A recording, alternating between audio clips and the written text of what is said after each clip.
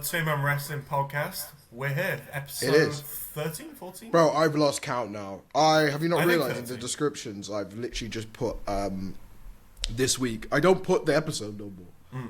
I don't put the episode no more. But I think it's either 13 or 14. I want to say it's 13. So yeah, hopefully 13 not, or 14. not Which is an unlucky number, 14. and it's Friday. It's unlucky, bro. Woo! Shit, it is a Friday. At least it's the 15th today, so not a Yeah. 14th. But hey ho, hopefully we won't have any fuck-ups this week.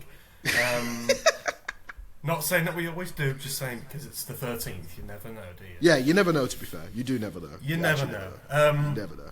So today, a little rundown. We're going to do some reviews of SmackDown and Raw, cheeky little blind ranking, as we always do, some top Cheeky 10s, ranking. and some juicy news this week. So, yeah, we'll get on to that. Yes, sir. Let's feel the edge of the diving board and dive right in. We're gonna have to dive right into reviews, right? Because we have to make a We ain't disclaimer. we said we were gonna do a review episode this week. We're not doing it purely for the fact is the content's not been that good from WWE recently. No, it's like been there's quite nothing to poor. scream about, you know. No, not at all. I'd say the only... We pretty much mostly covered SummerSlam as much as we need to. Yeah. If you guys want to see a SummerSlam episode, let us fucking know. We can do But that. it was 2 weeks ago, guys. It was. It was. You want to know what happened in SummerSlam? Just go on a dirt sheet somewhere. It's not even a dirt sheet anymore. That If shit you- clean. If you are coming to our podcast to find a SummerSlam thing now, even I wouldn't do that. Yeah, because I can't lie to you. We did loads of content during when SummerSlam was actually on. Yeah, we did. So if you missed anything, that's on you. You made the list! You just made the list! I basically told people to fuck off without telling people to fuck off. I'm sorry, guys. But, Yeah, how no, I'm rude. not sorry. Like, just use We're it. what? No. 1 minute, 1 minute and a half in, 2 minutes in, you're already telling Vince! me.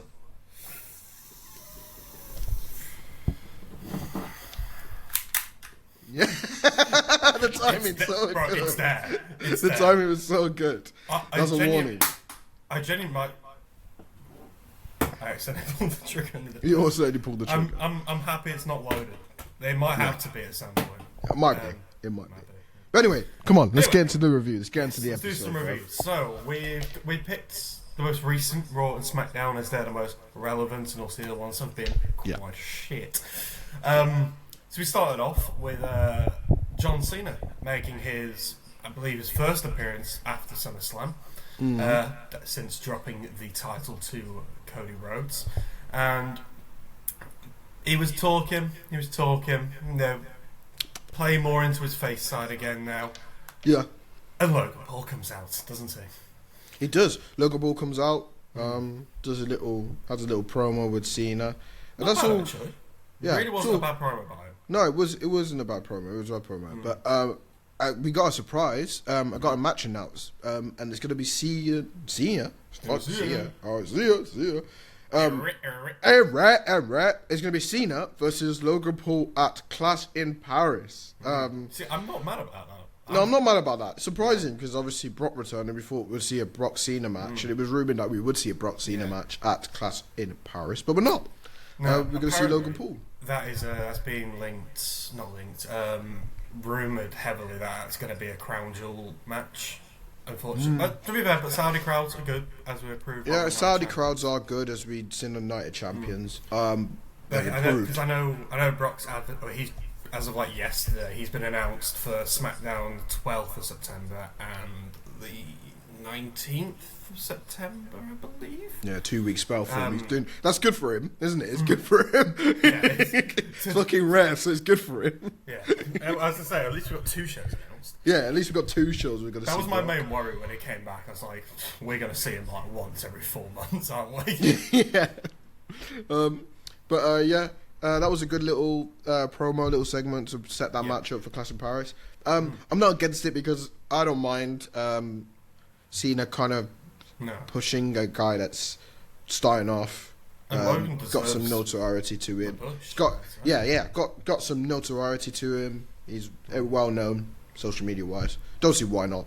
And he's a good wrestler. So He's I don't see putting why. on 5 stars like all Yeah. the time, so I think it'd be great. But not the only match announced at that point. We also had our main event announced. Yeah, we did have our main event announced. We saw big old Scottish man. Drew McIntyre came out. Cody Rhodes also came out. And basically it was just a little sequence where Cena basically got fucked over by Paul and Drew McIntyre. Cody Rhodes comes out and basically Nick Aldis comes out and says, right, you're in a tag team match for the main event tonight. Against The Undertaker. The Undertaker. 101 with The Undertaker. Hey, player. Holla, holla. Holla, holla. Oh, Teddy Long, man. Holla, holla.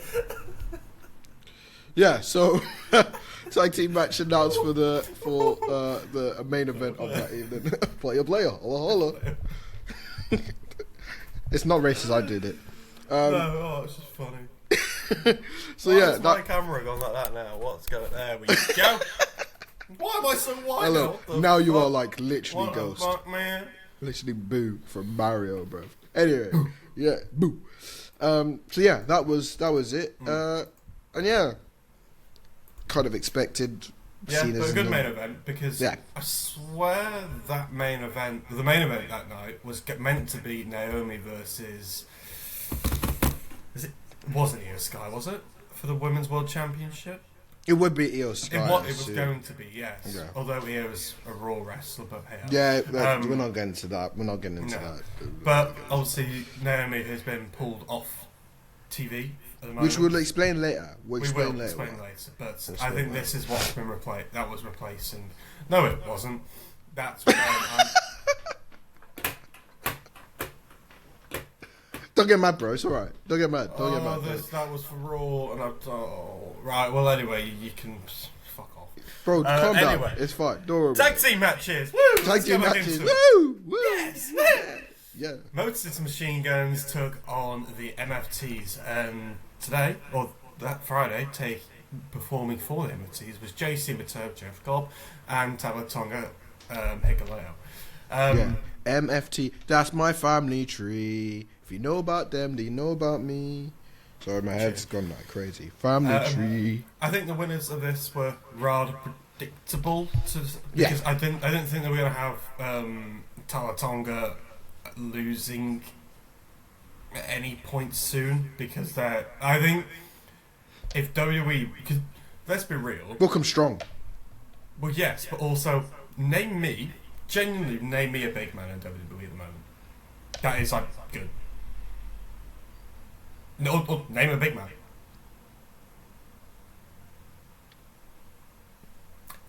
This was my shower thought this morning. There fucking isn't one. I mean, there isn't like a big Omos man, is still technically on the register, on the books, but he's being pushed somewhere like Japan or something, isn't he? That's a good question. Name a big man. There's actually no big man. No, there's not a big man. Wow. The biggest big man we have is Gunther, and he's not even a big man. He's just a hard-hitting wrestler. Damn, I didn't think of that. That's a good point from you. Wow. Damn. But like, there's no like 7-foot monsters apart. No, there isn't. No, there isn't. Which normally there always is. I guess it's changing the side. I guess it's changing the company. The fact that they don't have a well-known big man. That's crazy. That is a good shower thought, though. That's a great shower thought. Unless we're missing someone, then please let me know. But Obafemi? Nah, see, not a big man. I wouldn't say. I'm talking like your 7-footers, like your big. Yeah, we don't. There's not one. Yeah. But either way, them two got over and got a win. Very nice, very good for them. Very happy with that. I think the Motor City Machine Guns are just caught up now in the whole tag SmackDown situation. It's all right though. It's calm. Like there's a lot of them. So like, because there's a lot of them in that division. Yeah, that division's really strong. I mean, their SummerSlam match was incredible, but like, I think, it doesn't matter if they've lost that match. Like, this is how it works with that division. They could just literally lose like 3 or 4 matches, win a couple matches, and then get back into the title picture like that. You're probably going to be a champion at that point. Yeah. The way it's booked. Literally how the way it's booked, you might as well be a champion at this point. That led up to our next match, didn't it, Will? Yes, speaking of MFTs, Solo Sikoa took on Sami Zayn. I tell you what, Sami has been having a lot of matches as of recent on TV. Yeah, he has actually. Really, if it keeps on with that, I wouldn't be opposed to maybe a world title shot in the future, as we've talked about before. He spoke about it actually on a recent podcast. I saw it on TikTok. He was like, "Oh, you wouldn't mind." He was like, "I wouldn't mind a world title, basically, but like it happens if it happens." Yeah, really? But it's like, oh, it happens if it happens. Like he's not like he cares more about the fans and like getting the fans over, which is nice. But like, bro, don't you want a world title, fam? Don't you want one, bro? Yeah, I think he could. I mean, well, it's clear what he's doing. I personally think we might get a solo Sammy match. US title feud. Yeah. Well, I mean, speaking of that title feud, I mean, Sammy got the win here by getting a sneaky little roll up on the current US champion. Yeah. So seeing the champion actually get pinned, so I think that is like the main segue to set that match up. Yeah. And I will put my fucking house on it. Sami Zayn at some point will cut a promo and go, "Well, I pinned you, so that means I deserve a title shot." And so I go, that voice as well. No. And then you've got, what's his name, Nick Aldis going, "I think I've got an idea. Let's give you two a match in Paris for the championship." Yeah. There we go. Yeah. Which, to be fair, Sammy's not won the US title yet. No, he hasn't. He's IC champion. Yeah. Tag champion, but never been a US champ. NXT champ, but never been a US champ. So let's see. Who knows? Playing the long game with Sammy, aren't they? Yeah. But anyway, speaking of US champions and former US champions, Charlotte took on Chelsea Green, in which I thought was a bit of a squash match. It led up by basically weird segment. Charlotte and Alexa Bliss with having a little best friends but not friends segment in the ring. Charlotte got her a cake, and then Charlotte got her a cake and got her a doll, and then Chelsea Green came out and then a match was made. It was such a random segment. It was so, and Chelsea Green ended the match with cake all over her face. Yeah. I thought I had to explain the thing beforehand because it makes relevant for the finish. And pretty standard match. Nothing too crazy. But moving quickly into the main event.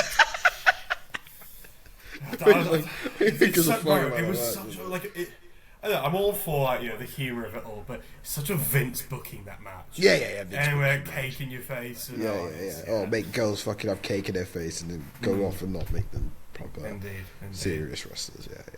Yeah. Main event time. Cody Rhodes versus John Cena Cody Rhodes and John Cena versus Drew McIntyre and Logan Paul. The winners were, as I think we would all predict, John Cena and Cody Rhodes. But that was done via a Logan Paul low blow for the DQ finish. I saw this coming. I didn't really think they were going to have Drew take another loss straight away, or Logan taking a loss straight away in a way they were going to get pinned. Yeah, I don't think they'd make them look ridiculously weak that they have been in it. And also, Hunter's loving these DQ finishes. Fucking loving them.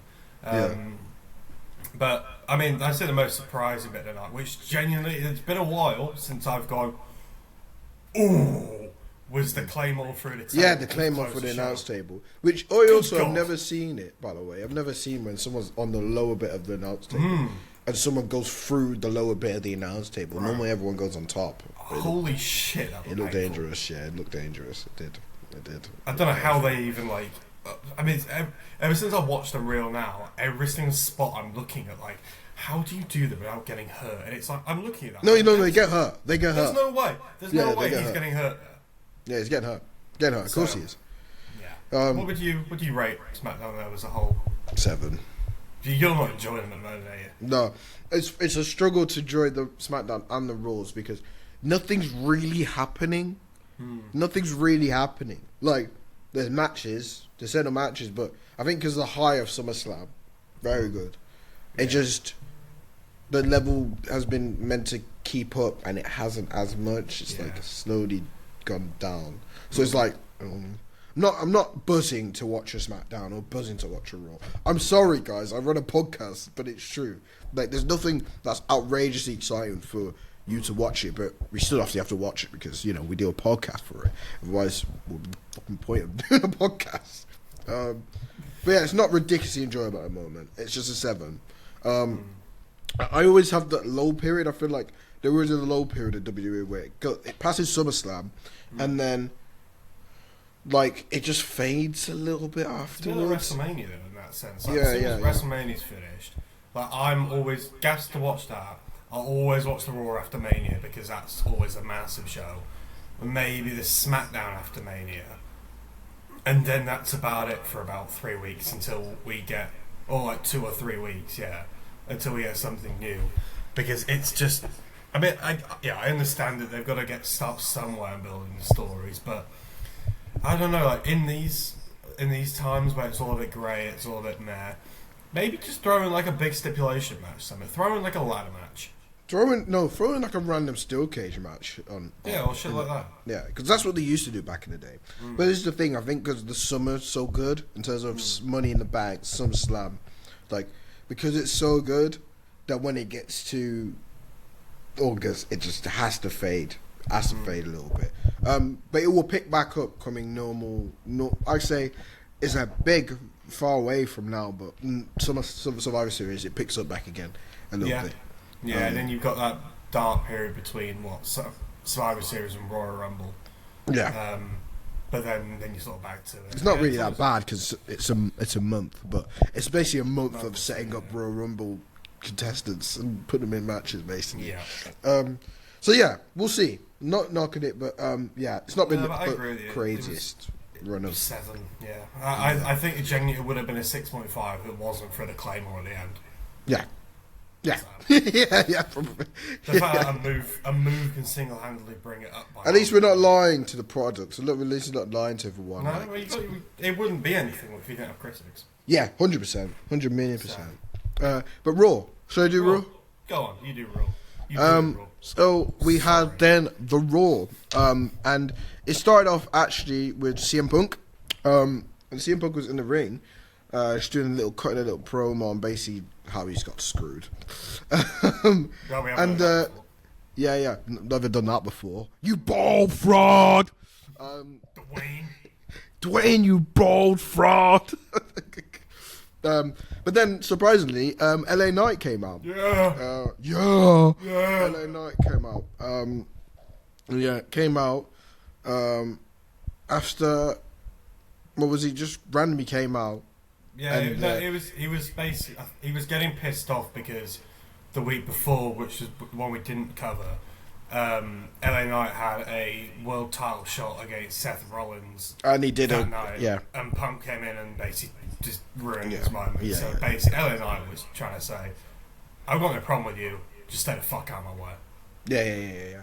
And then what made it even better is that.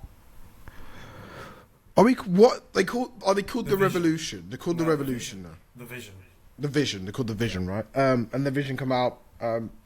Who I'm referring to is the Paul Heyman guys, which is Braun Breaker, Bronson Reed, and Seth Rollins. Again, Bronson Reed with his shoes over his neck. He's loving them shoes over his neck. Paul Roman. And yeah, that basically set up a tag team match for later on the night, which would then be the main event. So I loved a bit of Steiner math in there as well. Yeah. 40, 50. You're like, to my math, that's like 100. And I'm like, yeah, it's great. Brilliant, I love it. Steiner math. He's really playing to that Steiner math thing. It's really good. I've seen a lot of people say, like, giving him some stick at the moment, say like he's just not where he should be, like, and his character's losing a bit. And I'm like, I don't really agree. I don't think so. He just needs to be. I guess I can see it a little bit, but he just needs to be. I don't know. You just need to pin something on him and just make him look. I don't know. Like, remember how bad Roman's promos were to begin with? His promos are not that bad. His promos are not that bad. No, they're not that bad. They're not that bad. They're not that bad. At least his promos are not as bad as Roman, I think. No. Roman has some bad promos, bro. Suffering Succotash, Rusev, John Cena for getting lines in the promo. That's like the worst thing to a promo ever. I'm gonna go do some lucha things. Some pubs. I don't know how he forgot to say words. But anyway, yeah, talking about luchadors, we're carrying them luchadors. Dominic Mysterio and a Grande Americano teamed up against AJ Styles versus Dragon Lee. We haven't seen Dragon Lee on the show for a long time. I'm not too surprised who won this match as well. No. It was Dominic Mysterio and El Grande Americano. So should I say yes? Should I say El Grande? What was it last time? Jericho? Yeah. Jericho. That got the win. And that's. I feel like a lot of this is to basically set up Saturday. If you don't know what Saturday is, it's AAA on Saturday. Yes, which we'll go through briefly. Yeah, we'll briefly chat about it. But WWE AAA on Saturday, aka tomorrow.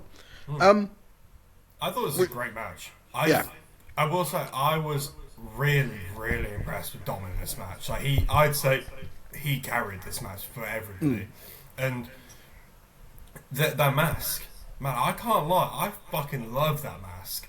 But I think it's sick. It's a homage to Rey Mysterio Jr., isn't it? Yeah. Or Senior, sorry. Senior. Sorry. Yeah, I mean, it does look a bit like a gimp mask, but hey ho, what can you do? Hey ho, if you like that freaky shit, why not? If you like that freaky shit. Yeah, if you like that freaky shit, why not? But no, I thought Dom was excellent during this. So yeah, Dom's really carrying that. Really pleased with this. He's match. Really carrying the IC title really well, but really well. I don't think he should drop that anytime soon.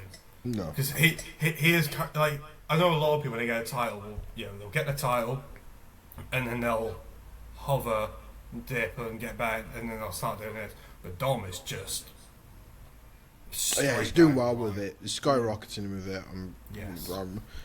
To be fair, again, I always say that his wrestlability is really good, but and it could always be a bit better. But his character's really good. Fair play. Just don't take it off him yet. I just don't think it's needed yet. I don't think anyone that can match him yet to take that title. No. AJ, I mean, it's good that he's feuding with AJ, but AJ shouldn't win it again. Doesn't need an IC title reign. Just put people over, which he's doing now, which is great. Yes. Funny enough, then we saw Sami Zayn on 2 shows in 4 days. Tiring guy. And he versus actually Rusev. Not an easy match. Not an easy match, but don't worry because it got broken up by MFT anyway. Yeah. MFT involved himself, which is definitely hinted to more of a feud then. Yes. Hinting more to a US title match at some point. I wonder when Jacob Fatu comes back. I was going to say, I haven't seen him in a while. Yeah, I haven't seen him in a while either. I wonder when he comes back and actually asks for that. Well, he ain't got a title match anymore because he lost both of his rematch clauses. So maybe he's taking a break. I was playing some 2K last night and I was using Jacob, and half through a match I was thinking, when was the last time we saw this motherfucker? SummerSlam. Literally SummerSlam. Yeah, SummerSlam. So 2 weeks ago. Maybe he's just using his annual leave, bro. It's calm. Annual leave? Yeah. Bro, you know wrestlers get annual leave. I wonder how much they do get, a year. They must get good annual leave. Or they must get a decent annual leave now. They must get 2-3 weeks at least. I'm really intrigued about it. How much annual leave do WWE? Mate, how do you get paid? Oh, fuck off. They're independent contractors, aren't they? So. No, they're all employed by. No, they're independent contractors. They have contracts under WWE, but they are independent contractors. That's why they can work for other companies. Right. So WWE superstars, especially those in the main roster, do not have set annual leave. Independent contractors and their income is tied to performances and appearances, while they may get breaks during holiday pre-tape shows. They don't have scheduled paid off time like traditional employees.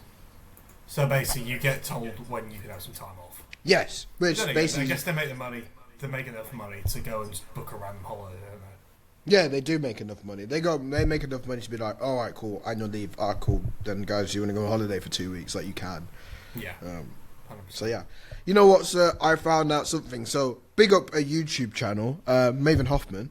If you watch Maven Hoffman, was it good? No, you should. Maven first Tough Enough winner. Back in 2001, and he basically doesn't expose things, but describes stuff in WWE and what his time was in WWE. He told me about independent contractors. Oh, yes, I did. I saw a clip of this yesterday. Yes, or maybe not a specific thing, but I did see his podcast, yes. And what was it called? He basically said that they get paid a set. So on your contract, when you're injured as well, you get paid a set fee basically.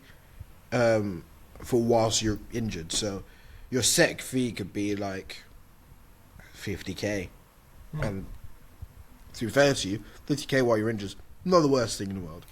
Nope, not at all. No. So yeah, you do get a wage when you're not out, and you get a wage when you're also taking your leave. So, hey, it's changed from the Vince times. You're not 320 days on the road anymore. You're a bit less. Yeah, you got a bit of time off. You got a bit less now.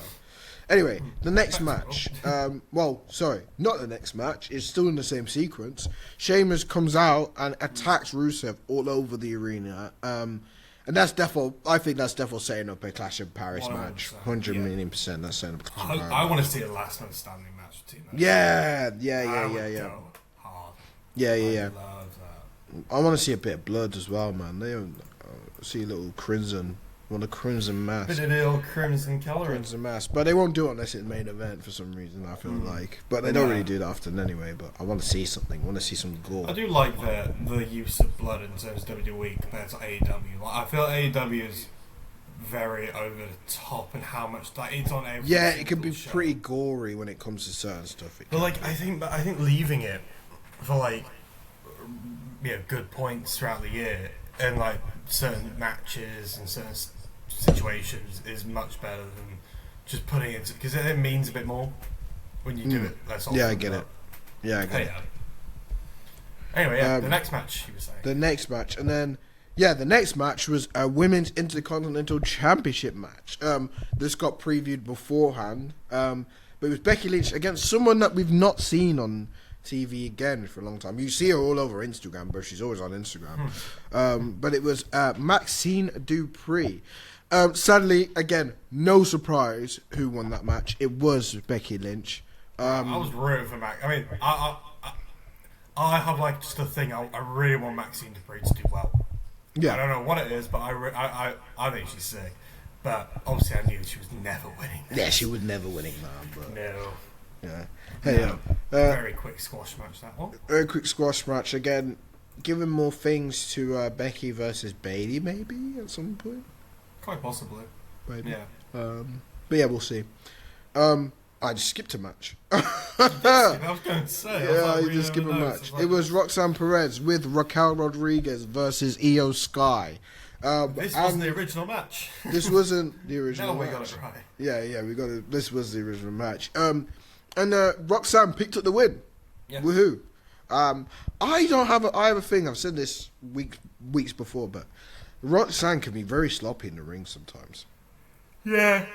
There was a couple moments which it was like that. This case, wasn't it? It was I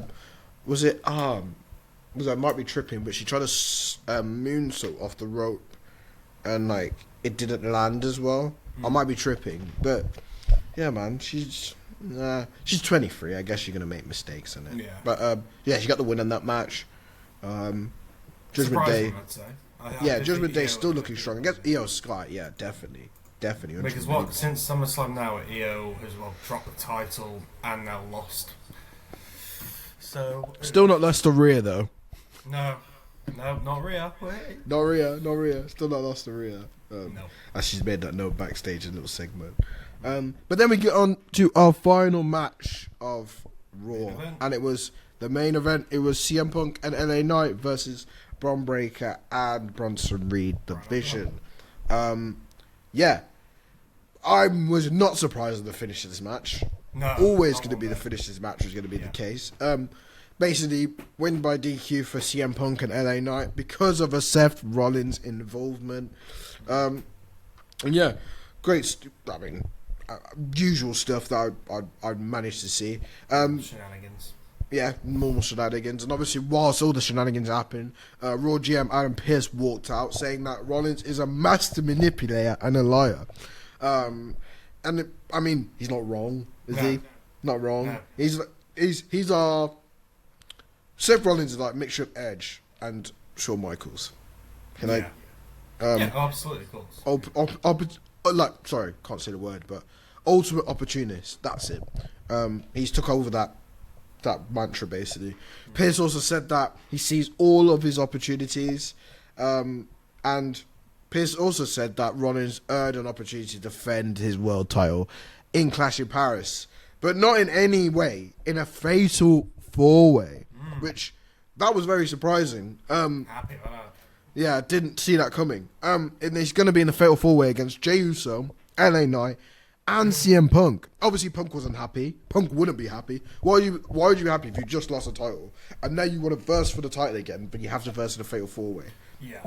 Bit shit. One thing I want to say about this is, I understand LA Knight because he got screwed for CM Punk. I understand CM Punk because I understand that because he got screwed by Seth. Offered a rematch. Jey Uso makes no sense whatsoever in that match. No yeet.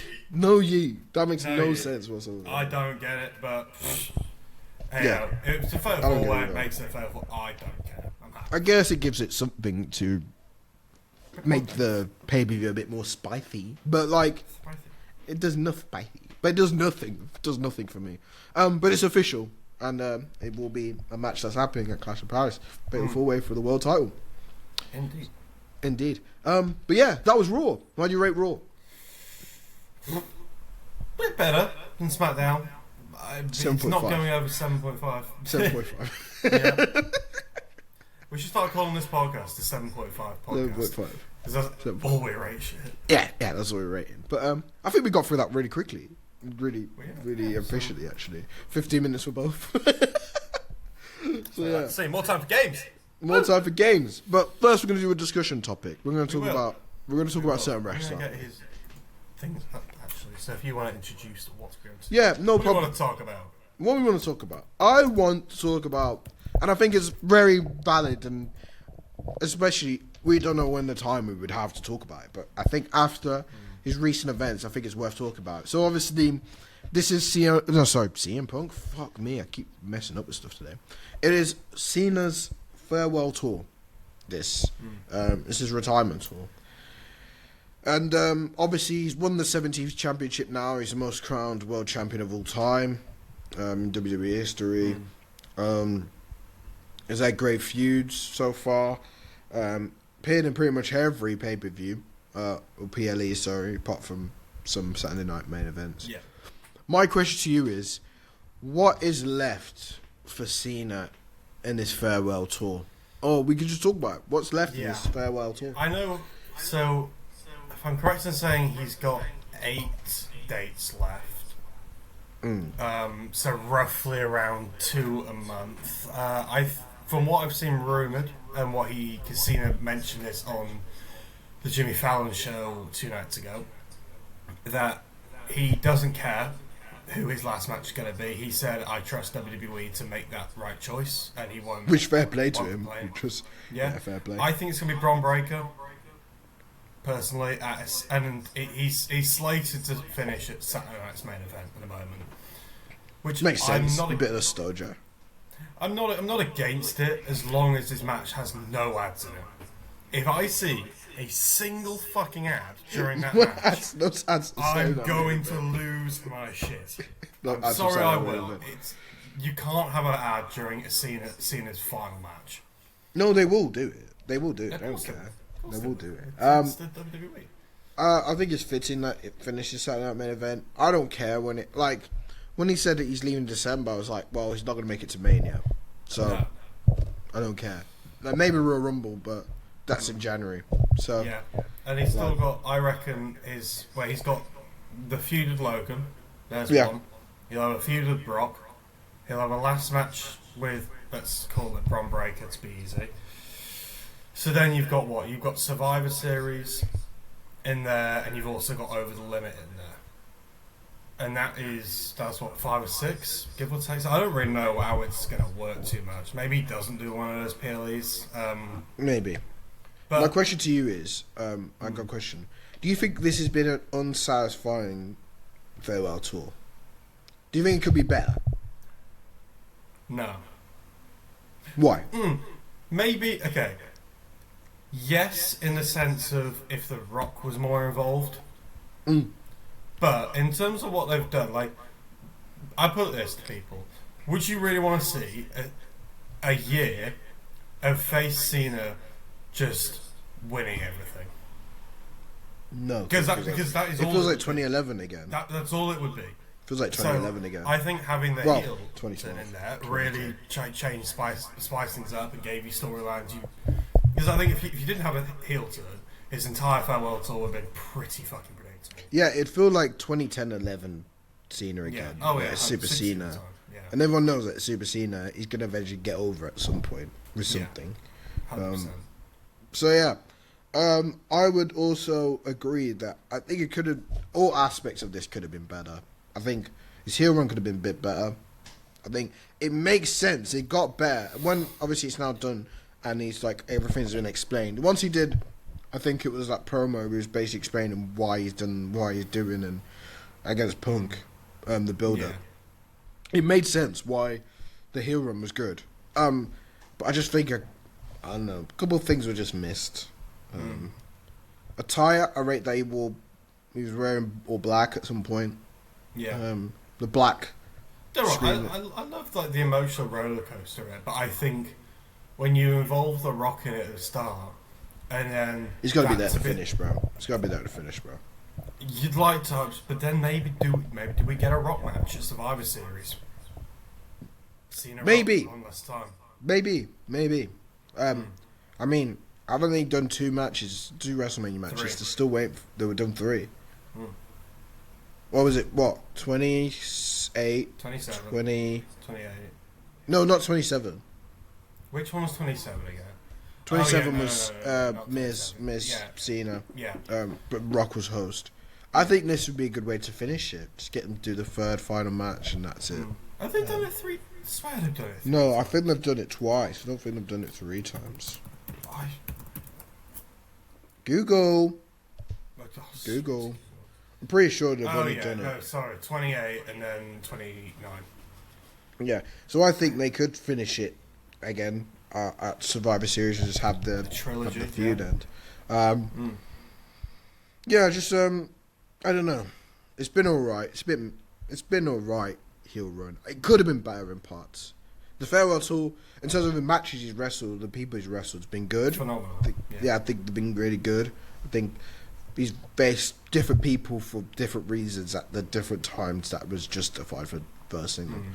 I think you got the R-Truth one done early, which is out of the way. You got his title run out of the way.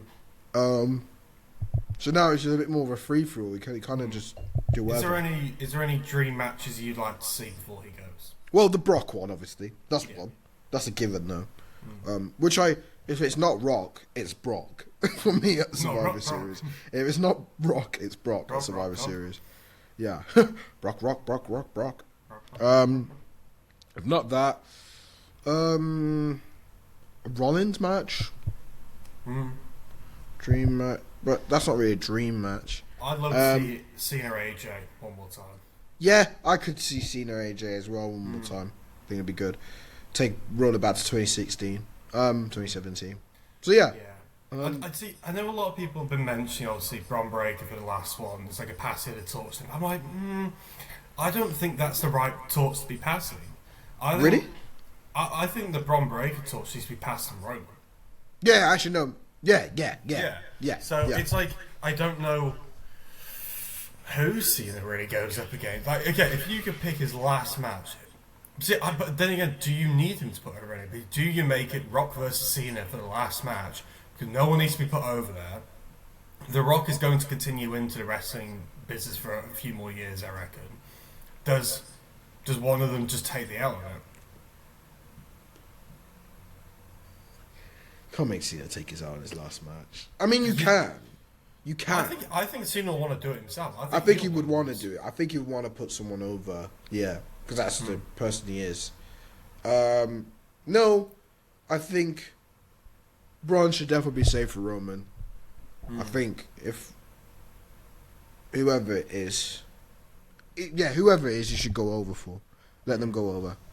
Let them go over. 100%. I don't care. Just let them go. I feel there's going to be quite a few like passing the torches over the next year. I mean, you've got Cena passing the torches. I mean, Roman is 40, by the way, so he's not like Roman hasn't got long left. he ain't got long left. He ain't got ridiculous. Roman will pass the torch at some point. AJ Styles has got one more year left, so he'll pass the torch at some point next year. Same with Brock, probably to Gunther. Sad, isn't it? Do you know what I mean? Oh, we're losing our childhood. We're losing our childhood. But yeah, we'll see. I don't know. I'm trying to think what else could happen with this farewell tour. He's not going to change heel again. We know that. I've seen a lot of people saying, well, Edge's AEW contract is up in October. And a lot of people saying if they pulled Edge out for like the last Cena Edge, that would be wild. But then that brings Edge back into the W. I don't know. I don't think Edge would do that. I think Edge is done with WWE now. Well, you think he's completely done now? You don't think? Yeah, I think he's. I want to say he's done too much in AEW to come back to WWE now. But then Cody Rhodes did the same thing. Yeah, is he Hall of Fame Edge? Edge, yeah. I thought so. Yeah, I thought so. He's Edge. Yeah, he has no reason to come back as well. No, he doesn't have to do anything, does he? Oh, forgot he was Hall of Fame in 2012 after he injured. That's mad, isn't it? That's crazy. Well, I mean, you could. Sorry, I'm tired. I mean, you could literally do anything. I saw some people saying bring Batista back for Over the Limit. Yeah, but I think Batista's done now again. Yeah, he's done with wrestling. But Batista over the Limit would make sense. That'd be cool. It would, because the Cena Batista match.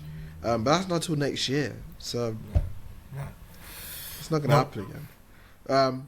But yeah, that's going to tie us quickly, I think, into a little top 10, a cheeky top 10, which is also Cena film. Yeah, it's the Cena episode.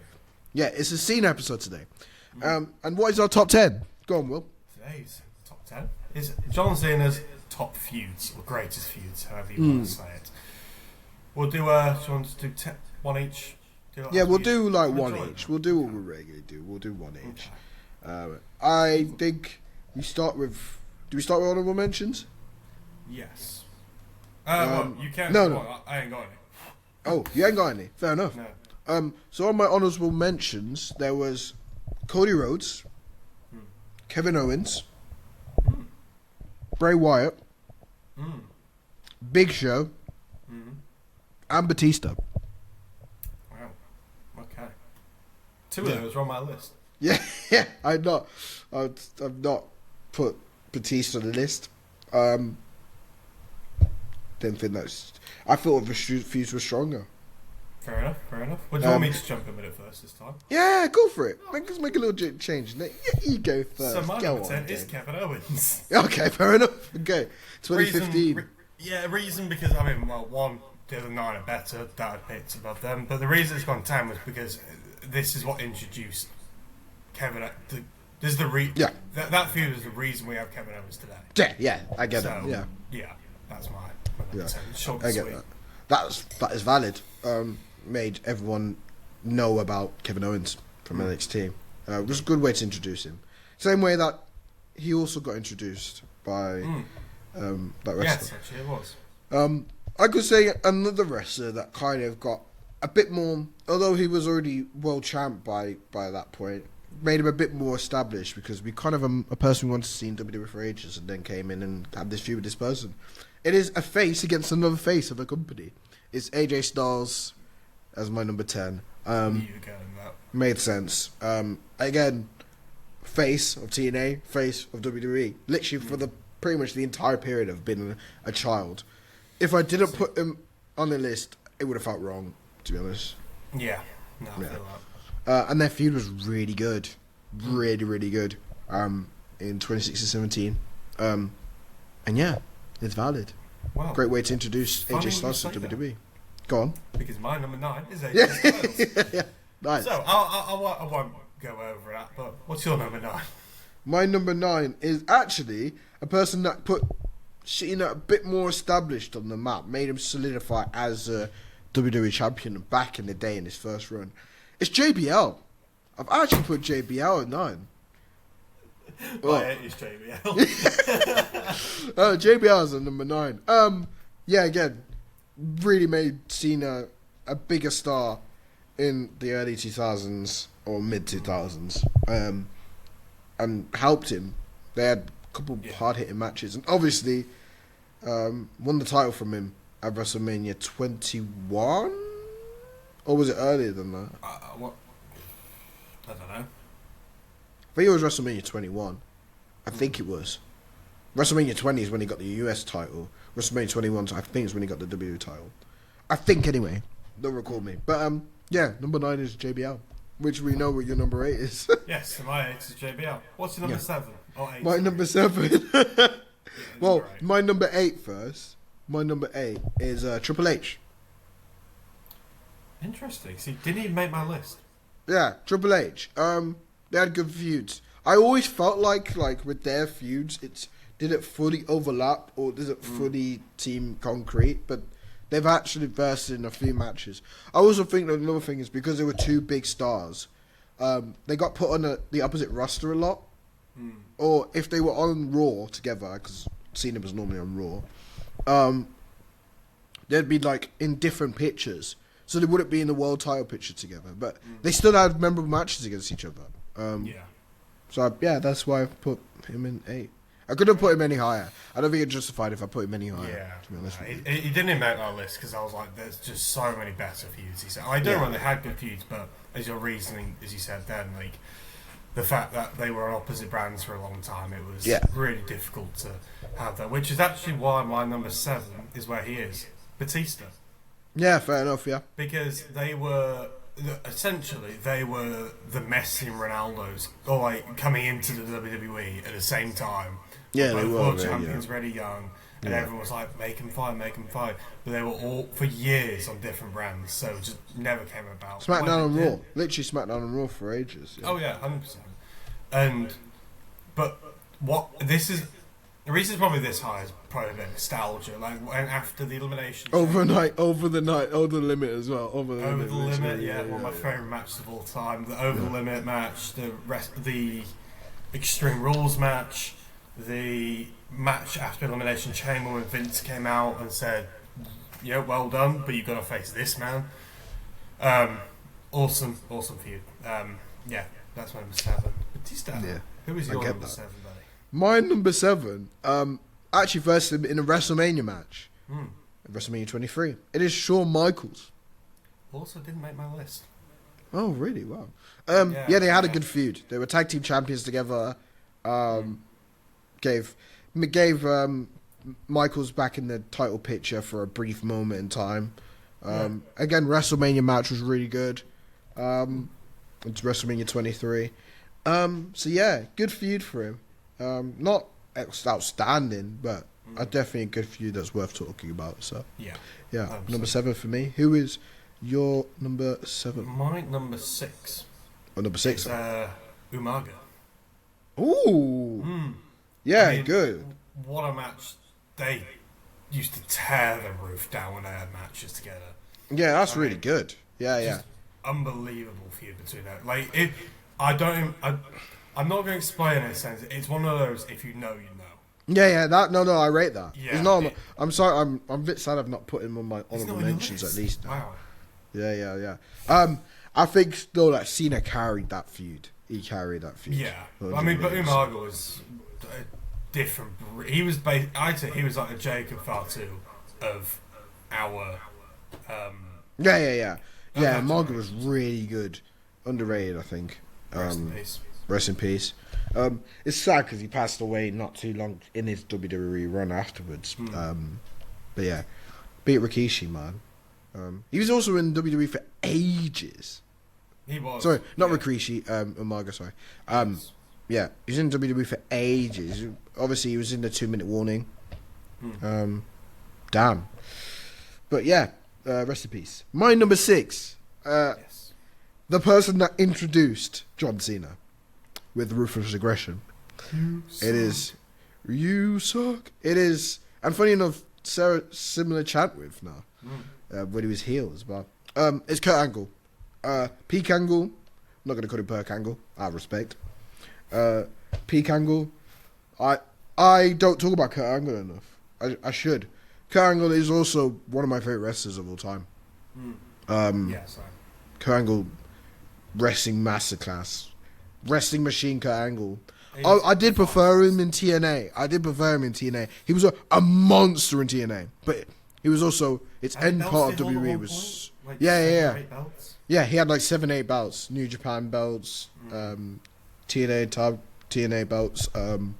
Love Kurt Angle. And Kurt Angle was dominant the minute he got into WWE. But in 2002, 2003, he passed the torch a little bit to John Cena. And one of my favourite Angle just times was when he wore like the black suit. Not the suit. Wrestling machine Angle.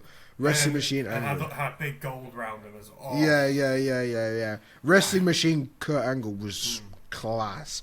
2006, like ECW, ECW Kurt Angle was good. Undertaker feud, world champion in 2006. Kind of sad that he obviously left, but then did incredible at TNA. Did some mad shit at TNA.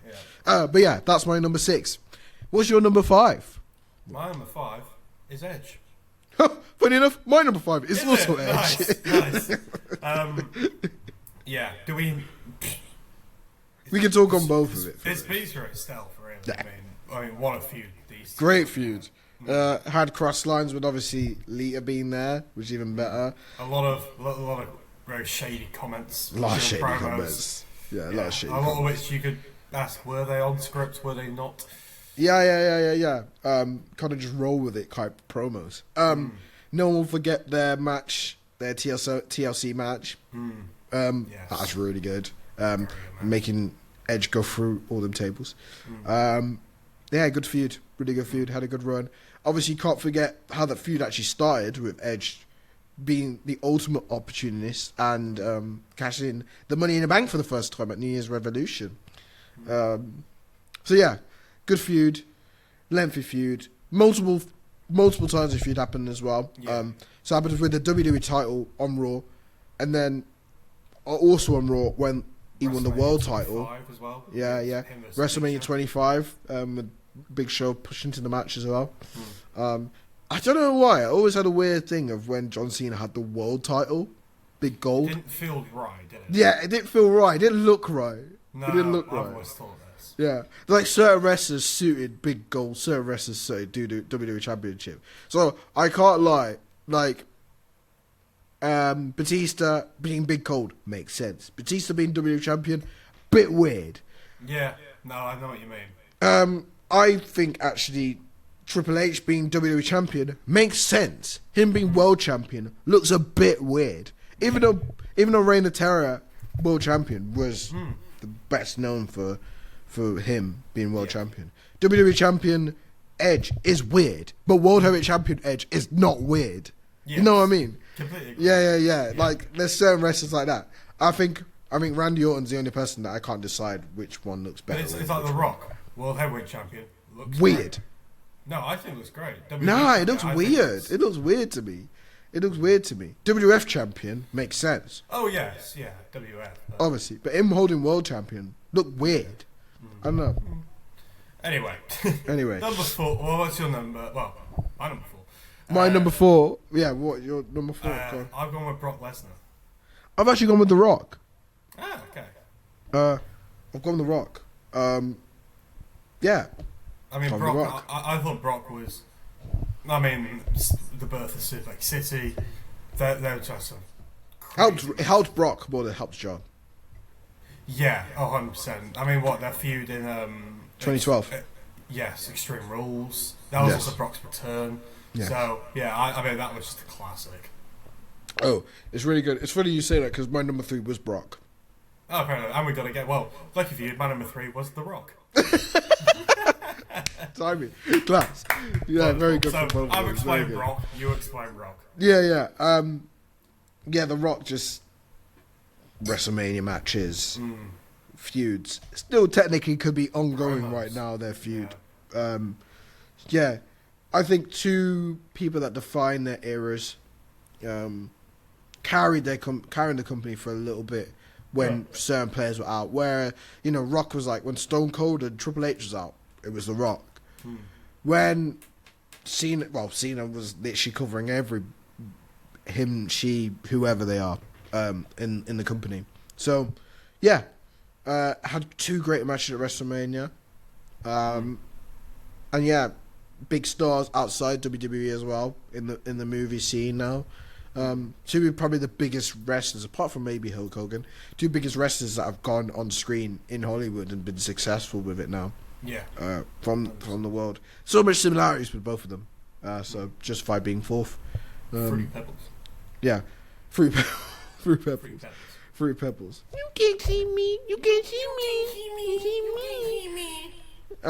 But Brock, again, Brock feud, as you described it, was great in 2012. Makes sense. And returned again to allow pop to John Cena, which again we're going to see that match at some point. I don't know when, but we will. Feud's still going. So yeah, who is your number 2 and number 1? I have a sneaking specific. I can't speak today. Hell. Yeah, I'm really struggling, Merv. I'm really struggling. I'm actually really struggling. Jesus. There we go. I've got a secret suspicion that. You mean sneaky suspicion? Yeah. But I think I know your number 1 and number 2 are. It's pretty obvious who they're going to be on. Do you want to go and say your number 2 first? CM Punk. CM Punk. And is your number 1 Randy Orton, by any chance? Randy Orton, yes. Yes, Had to okay, be. good. Probably the Had to most. Well, it's a very similar list this week. Yeah, very similar list. I think you can't get it really wrong when it gets to senior feuds. No, I mean, Randy Orton was always going to be number 1. Yeah, of course. His greatest rival. Yeah, I mean, the I-Quit matches, the Unified World Championship match at TLC. Yeah. His 07 run, 07 WWE Championship rivalry. I don't feel like you can put anybody else first because it's the point when they memed literally the rivalry was like, oh, Cena Randy again, what a surprise again, Cena Randy again. Just shows you how much it's been a big thing for both of their careers to be feuding against each other. Although we had to put CM Punk second just for 2011 Money in the Bank, to be honest. Bro, that was my exact reason. To be honest. I mean, that was one of the greatest storylines ever, I think. Yeah. When we were younger, greatest storyline. Made a big star of CM Punk. Not a big star already, because, already had multiple world title runs. But it's made him a bit more, like, up the top. Indeed. So that was the most recent one.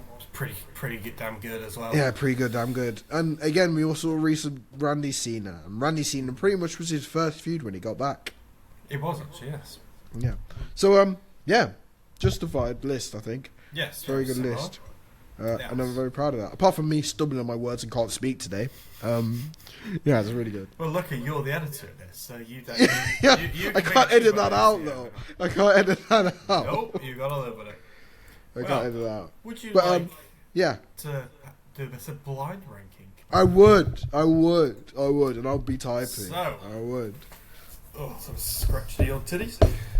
Your blind ranking today is. Here we go. Factions. Nice. All-time factions. Yes. That's something on the list we needed to kill. So It was. It was great. There's one faction for number 1 for me, but it depends. It depends if they're in a list or not. Well, we will find out. So I'm going to throw you in a bit of a fun one here. We're going to go with D-Generation X. So I'm throwing it in there because you've got a big blank canvas, and who knows where you want to put them. Maybe there's some better ones on here than you think. Second. Are you sure? I would like to ask you, are you sure? This is Factions.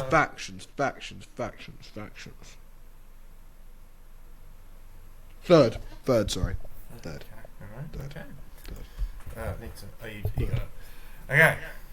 So, we'll throw in next the NWO.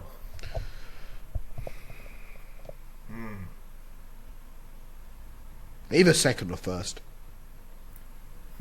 Okay. I'm telling you now, you might be fucking yourself very early. What other faction would be? What other factions would there be? There's a lot of these that I would have put ahead of some of these, but then that's my opinion. So, NWO literally changed the wrestling business for a period of time. And I can't think of any wrestling, like, literally branding, merchandise-wise. They literally made WCW, their thing they were. Yeah, 100%. It could go second. It could. It's your choice. Maybe I'm just trying to play some mind games. I'm going to put them second. I'll put them second. Because I have a feeling you're going to put one of the two factions first. Okay. The next one is the Nation of Domination. Oh, calm.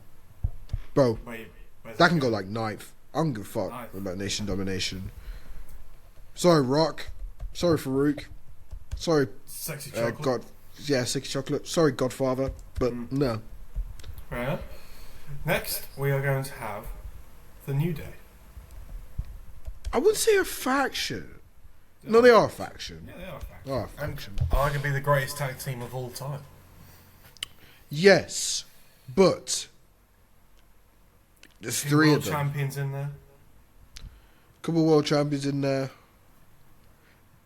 DX is stronger, and NWO is stronger. They're both stronger. Fair enough. I could put. I'll put them fifth. Okay. This is a great last six. This is wonderful. You've got. Oh, this is gonna be great.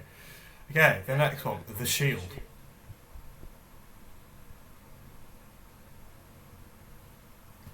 Sixth. What? Because I have a feeling you've put. I've been like, there's one I would put it over anyway, and there's another one I would also put it over. So like, I'm waiting for them ones. The Authority. Oh, can go eighth. Yeah. I just don't know who you've put first. Next, we're going to have the Hart Foundation. Ooh. Ooh. Ooh. One world champion. Dominated by one guy, really. Legacy in wrestling, though. Legacy in wrestling, yeah. Depends on look at it. But still, only one world champion, even in that legacy. Yeah. I'm not against putting them seventh. I could put them seventh. I feel like I could put them seventh. Because I don't know who you put fourth. I don't know who you put first. Okay. Let me put them fourth. No, let me not put. No, you know what? I'm gonna put them seventh. I'm gonna put them seventh. I think seventh is probably. I'll put them seventh. I'll go with the first side to put them seventh. Okay, the last three. Yeah. No. The Bloodline. 10th. What? I would like an explanation, please. Because there's two factions you haven't said. And if you haven't said them, you fucked me over. Okay. You have fucked me over. I haven't intentionally tried to fuck you on this, by the way. I tried to pick 10 great factions. Like, I haven't thrown in a three-man band, for example. The Bloodline was good. I can't lie, the Bloodline was good for Roman, though. Great for the Usos. Great for him. Yeah, but the Usos were already great. But they were better. They were better, yes. But you think of Bloodline, I think of Roman, and I only think of Roman. I'm putting them 10th. You can count on me. I might fuck myself over there, but I'm putting them 10th. It's fine. I've risked it for a biscuit there. My blood is boiling a bit about that one. I don't like I've risked it for a biscuit there, but I thought Richie Roman. And if you haven't put these other two factions in there, that's poor from you. Who do you think I've got left? Oh, that are on this list. Evolution and the Four Horsemen. I've not looked at you when I've said that, by the way. Okay, I'm still not looking at you. Okay, right. The next one is going to be Evolution. Cool. Is that going one? Well, I don't know if you put 4 Horsemen there, but I'm going to put Evolution top. Fucking loved Evolution. Every one of them was a world title. Everyone was a world champion multiple times. Everyone carried their company at some point when they were there. And they're the most known wrestlers in our era of watching wrestling. Has to go one for me. Yeah. Has to. It was, I can't lie, if it wasn't them, it would have been NWO. It had to be Evolution top for me. I think it's fair enough. Had to. One of the best factions. Everyone was so good in that faction. And everyone literally that iconic photo as well. Yeah, the iconic photo of literally all of them holding the title at was it? No, I think a different one. You know the one in front of the Ferrari. Oh yeah. I know one of the suits. About, yeah. There's the one picture, where they've literally won all the titles in Raw that they've possibly won. Triple H World Champion, Randy Intercontinental Champion, and then Batista and Ric Flair Tag Champions. Yes. Yeah. And Jeremy, to think that faction would have been different if Mark Jendrick was in it. Or even, funny enough, Maven was actually presented as potential member in it. It's crazy. All them wrestlers synonymous for WWE had to be them. But yeah, who's the last one to put forth? The last one is the Wyatt family. They could have gone 10th. They could have gone 10th. Really? Knowing them, they could have gone 10th now. Even like the story that I had them on there in the sense of name me a faction like it. Yeah, I can't. Ministry of Darkness, maybe. maybe. They had. Ministry of Darkness, Ministry of Darkness, maybe, but yeah. I don't know. I sort of thought that the Wyatts did something that no one else has ever done before and made it work and were dominant and loads of reasons. But I'm not angry with that. I'm pissed at the Bloodline, but I'm not pissed at the Bloodline. And the I'm Shield. not. I could have put the Bloodline maybe higher, but again, for not knowing stuff, I'm not offended by that. Pretty decent, buddy. I'm not I think maybe one team I could put. Yeah, the Bloodline probably could put higher. But out of the process of eliminations, Evolution had to be in there. 4 Horsemen might have been there. I had to take a chance that it might be in there. So, yeah, valid, mate. Valid. I'll take that. Cool. I'm very happy with that. Good top 10. Top 10. Good 10 blind ranking, sorry. So yeah, we're on to the last part of the show. Last part of the podcast, aren't we? No. We said we'd end up doing an hour and a half, but we're going to finish around the time I predicted, which just shows you who's editing this shit. So yeah, news of the week. What's the news of the week today? So, we'll start with Naomi and her future. There's heavy rumours that Naomi and Jimmy Uso are pregnant together. So if they are, congratulations to them. However, we don't know just yet because she was pulled from TV for the Raw men's facing a Scarlet World title. Didn't happen in the end. Yeah, it didn't happen. She also, her and Jimmy both went on Stephanie McMahon's podcast last night, 2 days ago. Which a lot of people thought they were going to address this. They didn't. They didn't. But there was a lot of talk about pregnancy and yeah. So it's more likely is the case, isn't it? Yeah.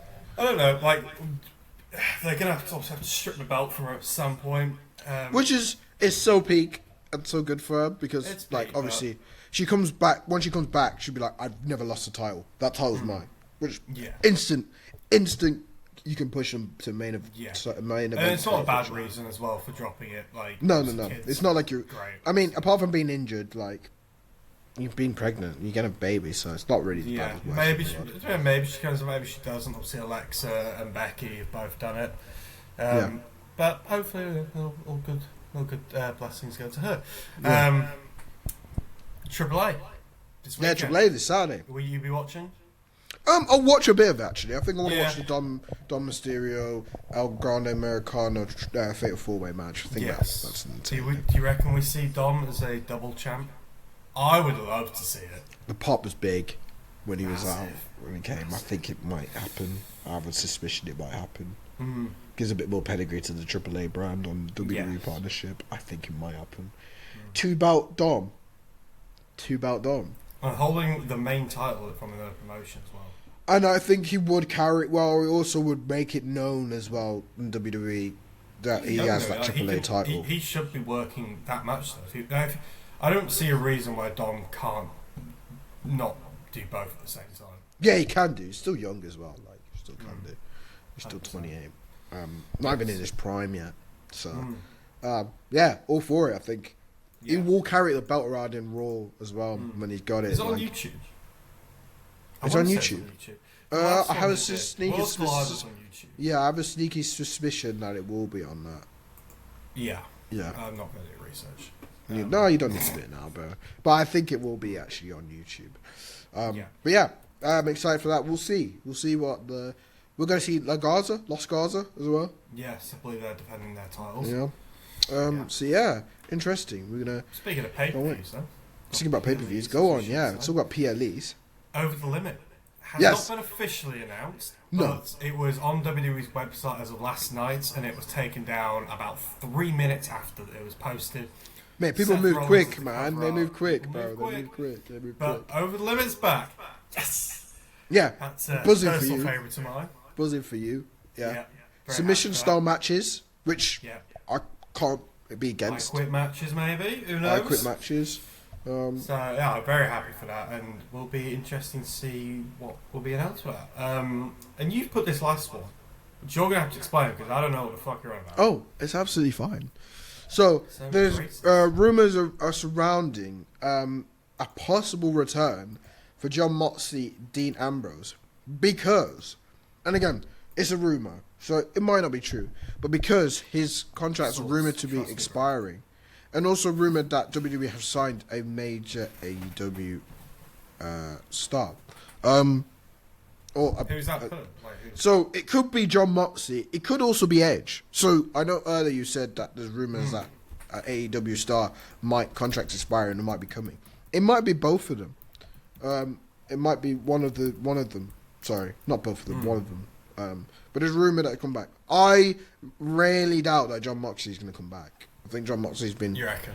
Yeah, I think John Moxley's been... He's done with WWE. I think he's done with that. I think he's not going to go that roller coaster again. I think he likes the hardcore wrestling style that he can get sometimes at AEW. You know, he comes from a backyard wrestling background. He doesn't mind. He likes a little gore and shit. I almost think that John Moxley is suited more for AEW than he is. No, he is. No, he is. It's a tough pill to swallow as a WWE fan who is a bit mad about... I don't mind AEW, but I'll always...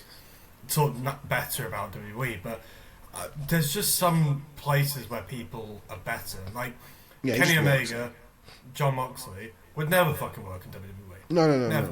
Like another one, Darby Allin. No, Kenny Omega might, but he wouldn't be sold well. He wouldn't be sold right. Like he wouldn't. No. Darby Allin wouldn't really work in WWE. No. So, I mean, maybe we get Edge back. Because I know the ties between them and Edge aren't broken. Like, they're good ties. It's just contract was up, Edge didn't want to renew, and got better off from AEW. So, and WWE weren't mad about it. No, which is surprising, to be fair. But it's Edge, and he's also a Hall of Famer. So how can you be mad at your Hall of Famer? Yeah, I think he's done enough for your company. Giving Leah a head on live TV. Bloody hell. Yeah. But yeah, we'll see if we do get AEW big star coming to WWE. I don't mind it, to be fair. We've got a lot of things coming up as well. We've got NXT Heatwave soon. We've got Forbidden Door, AEW soon, which is in London. It is in London. We could have got tickets to that. We haven't. But and we have a huge announcement to make. Yes, we do. We can say now. We can actually say now. We can say it, finally. We can actually say now. We're coming to it. We have got the one, the only, the grunge goat himself. Stephen Flo will be on this podcast next Friday. Yeah, it'll be our first ever It'll probably be guest. out Saturday though, won't it? Because it'll probably be out Saturday because we got to do it a bit later. But it'll probably be out Saturday, the pod, which is fine. It's what it is. Yes. But our first guest. Our first guest ever.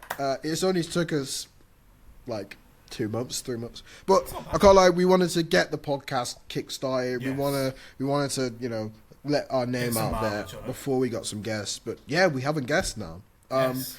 So yeah, I'm very excited for it. It's not gonna be the last guest we have on this show, definitely. Oh no, we've got a few more lined up as well. But yeah, but they're in the works. So don't think we're slacking for 1 second. Oh no, we're not slacking for a second. Even though we haven't done a review episode this week. Yeah, that's fine.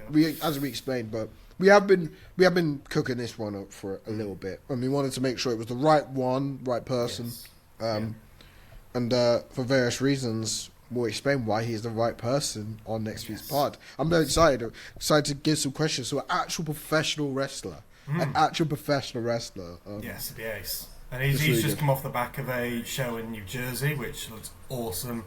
So we'll be asking him all about that, his viral theme song, which made him go viral, practically.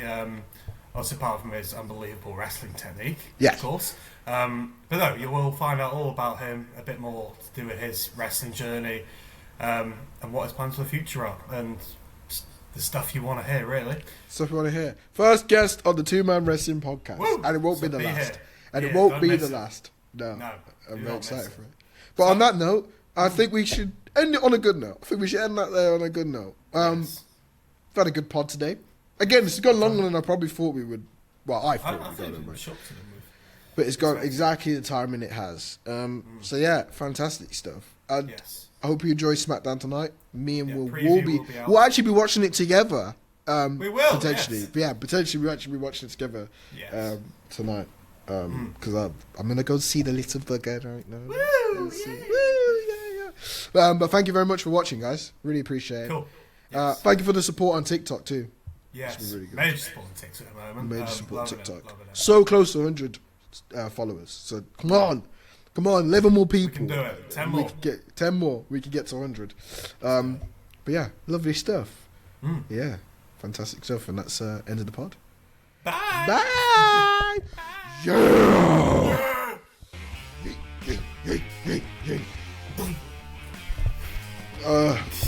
Now DX has been first on my list.